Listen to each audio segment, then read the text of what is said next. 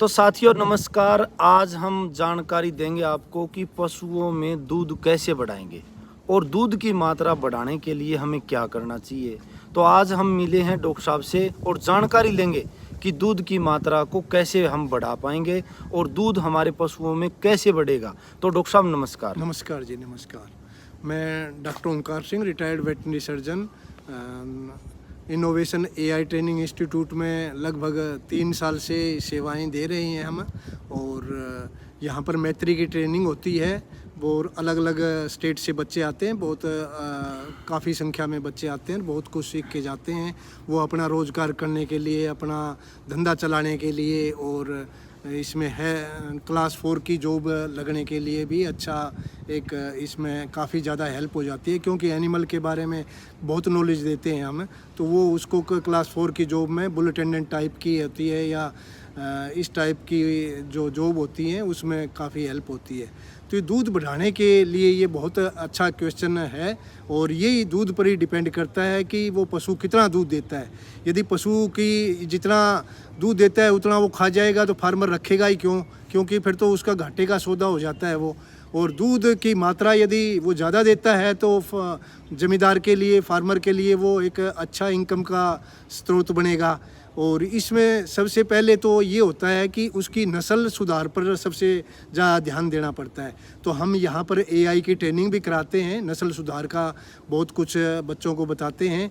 तो नस्ल सुधार सबसे ज़्यादा ज़रूरी होता है, क्योंकि यदि वो दूध देने की कैपेसिटी उसकी 5 किलो की है तो वो हम यदि उसको चाहे कितना ही खिला देंगे, लेकिन वो दूध तो उसका 5 किलो ही रहना है, क्योंकि नस्ल ही ऐसी है 5 किलो दूध देने की। तो सबसे ज़रूरी ये है कि हम नस्ल सुधारें, और नस्ल अच्छी से अच्छी नस्ल सुधारें।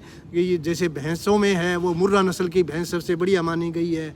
और गाय में दूध की क्वांटिटी के हिसाब से यदि हम लेते हैं कि भाई ज़्यादा दूध की हमने गायें लेनी है तो फिर तो एचएफ गायें रखते हैं, एचएफ जर्सी वगैरह, और क्रॉस ब्रेड गायें पालते हैं। और बढ़िया यदि उसकी क्वालिटी देखनी है कि हमने दूध की क्वालिटी बढ़िया है तो फिर हम देसी गायें पर अच्छी नस्ल पर जोर देते हैं, और वही नस्ल के उनके एआई करते हैं, टीके लगाते हैं, बीज के टीके एआई करते हैं, आर्टिफिशियल इंसेमिनेशन होता है, उनसे ही अच्छा उन नस्ल सुधारी जा सकती है।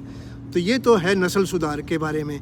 यदि नस्ल भी सुधर गई, और फिर आता है उसकी मैनेजमेंट पर, फीडिंग के बारे में कि उसको क्या खिलाने के लिए देना है हमने, और उसको क्या क्या चीज़ देनी चाहिए जिससे कि दूध की मात्रा उसकी बढ़े। एक तो उसमें सबसे पहले तो हमें दाना देते हैं। दाना ज़रूरी होता है कि दूध पशु कितना दूध देता है।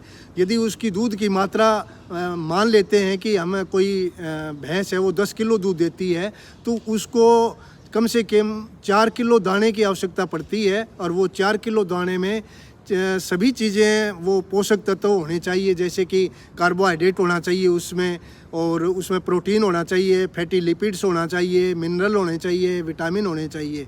जो विटामिन मिलते हैं वो हरे चारे से पशु को लगभग सारी पूर्ति हो जाती है। और जो मिनरल मिलते हैं वो मिनरल मिक्सचर हम पशु को 50 ग्राम डेली डालना चाहिए, उससे सारे मिनरल की उसकी पूर्ति हो जाएगी। बाकी बचा कि फैटी लिपिड्स और फैट, वो हम कोई खल वगैरह डाल दें, कोई एक तरह की खल डाल दें तो उससे पूर्ति हो जाती है। तो उसमें दाना जैसे 4 किलो दाने की आवश्यकता, उसको 10 किलो हम एग्जाम्पल दिया है उदाहरण के तौर पे, कि कोई पशु 10 किलो दूध देता है भैंस, तो उसको 4 किलो कम से कम उसको दाने की आवश्यकता पड़ती है। 4 किलो दाने में कम से कम 1 किलो हम सरसों की खल या बिनोले की खल सबसे बढ़िया मानी गई है, बिनोले की खल वो मिला लें। और उसमें 2 किलो हम कार्बोहाइड्रेट मिला लें। कार्बोहाइड्रेट में कई चीज़ें आती हैं, जैसे कि गेहूं का चोकर है, गेहूं का दलिया है, और मक्के का मिला सकते हैं, गेहूं का मिला सकते हैं, जौ का मिला सकते हैं, जई का मिला सकते हैं। तो इसमें 2 किलो ये हो जाता है। और 1 किलो हम उसको प्रोटीन के लिए ज़रूरी होता है। तो प्रोटीन, दालों वाली फसलों में प्रोटीन की मात्रा ज़्यादा होती है, तो उसमें दालों वाले में कोई भी मिला सकते हैं हम, जैसे कि चना होता है, चना मिला सकते हैं 1 किलो, और दूसरा गवार मिला सकते हैं, लोबिया मिला सकते हैं, सोयाबीन मिला सकते हैं। तो वो 1 किलो प्रोटीन के लिए चना मिला दिया हमने, और 2 किलो कार्बोहाइड्रेट के लिए जैसे गेहूँ मिला दिया, और 1 किलो सरसों या बिनोले की खल मिला दी हमने। तो इस तरह के 4 किलो ये मिक्स हो जाती हैं, और इस तरीके से हमने देना चाहिए। और इसमें गांव में ज़्यादातर फार्मर भाई ये करते हैं हमारे कि वो जैसे उनके गेहूं आ जाती है तो गेहूं का लगातार गेहूं डालना शुरू कर देते हैं, तो उससे सिर्फ कार्बोहाइड्रेट की मात्रा, उसमें कार्बोहाइड्रेट की मात्रा ज़्यादा होती है और वो ही डालते हैं, तो उससे दूध इतना नहीं बढ़ पाता और पशु को धीरे धीरे कमज़ोर भी होने लगता है।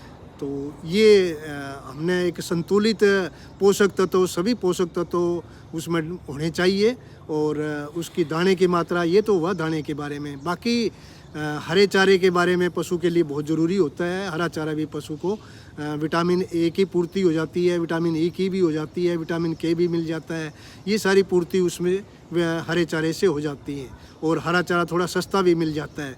तो ये हम जो जमींदार भाई हैं वो अपने खेत में हरा चारा तो आसानी से ले सकते हैं, तो वो भी डालना बहुत ज़रूरी होता है। धन्यवाद जी। तो किसान साथियों, आपको डॉक्टर साहब ने बहुत बढ़िया तरीके से बताया, क्योंकि आज के दिन हम बाहर से जो फीड लेते हैं उसके अंदर कभी भी कोई ऐसा नहीं है कि आपा जो ये चीज़ जो बनाते हैं वो चीज़ हम घर पे भी तैयार कर सकते हैं, और घर पे बनाया हुआ जो चीज़ है वो हम बहुत बढ़िया तरीके से अपने तरीके से कि दूध हमारे पशु के इतना है, डॉक्टर साहब ने बताया कि इतने दूध वाले को ये चीज़ डालनी है, तो आप अपने घर पे बना के और बढ़िया तरीके से पशुओं की दूध की मात्रा को ज़्यादा से ज़्यादा बढ़ा सकते हैं। सबसे मेन टॉपिक डॉक्टर साहब ने बताया कि हमारे जब तक अच्छी नस्ल तैयार नहीं करेंगे, आप अगर अच्छी क्वालिटी की एआई नहीं करेंगे, तब तक आप दूध की मात्रा नहीं बढ़ा पाएंगे। क्योंकि हमारे पास पशु ही अगर 10 किलो कैपेसिटी वाला है तो आप उसको कुछ भी डालते रहें, अगर हमारी अच्छी नस्ल की अच्छे हम पशु तैयार करेंगे तभी हमारे दूध की मात्रा बढ़ेगी। तो साथियों, आपको ये वीडियो कैसे लगी, आप लाइक और सब्सक्राइब जरूर करना, अगली वीडियो का आपके पास नोटिफिकेशन पहुंचे। धन्यवाद। वंदे मातरम।